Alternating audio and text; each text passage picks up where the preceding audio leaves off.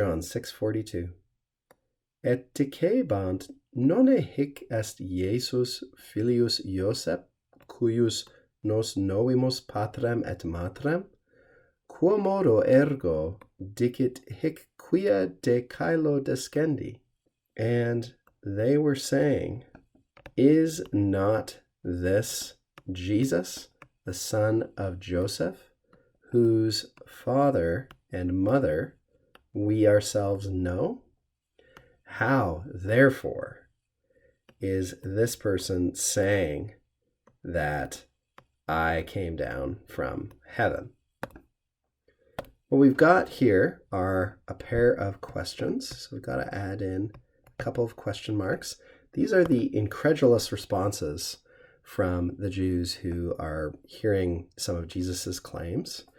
So here we've got the imperfect, again, as we've seen it a number of times in recent verses, in this case, the third person plural.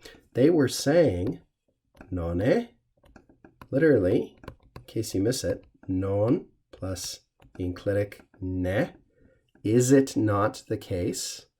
And this kind of question typically expects the answer yes in Latin. It does have an opposite, num, which expects the answer no, or not at all. In the case of num, there really is no exact equivalent. You kind of have to use a combination of tone and some additional words. You've got to say something like, is it really true that such and such is the case? And you're indicating that no, you don't really think it is. You're expecting the answer is no. But nonne is the opposite. Isn't it true? Isn't it the case that this guy is, by name, Jesus, son of Joseph, of whom, now we've got to go down here, the father and mother, whose father and mother, and we've got to ask, well, why are these in the accusative case? Because they're the objects of this verb, whose subject in turn is nos. This is Jesus, the son of Joseph.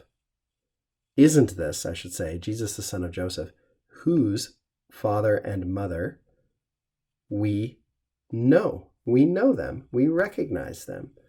We are aware of who they are.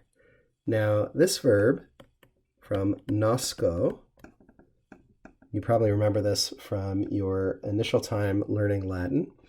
We use it in the perfect tense, even though we are indicating a present reality. And that has to do with the actual semantic content of the verb, the actual meaning.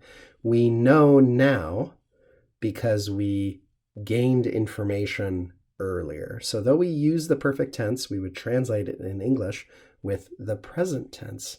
We know his father and his mother. Don't we know them? Remember, this is all a question, of course.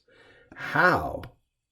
Literally, by what means, by what modus, therefore, does this man say, or is this man saying, that, but even though we might expect, oh, quia is going to introduce indirect speech here, actually we just get a direct quotation. This is one of the peculiar things we've talked about before that just happens in the Vulgate, and you just have to get used to it, even though it seems very strange if you've learned classical Latin first.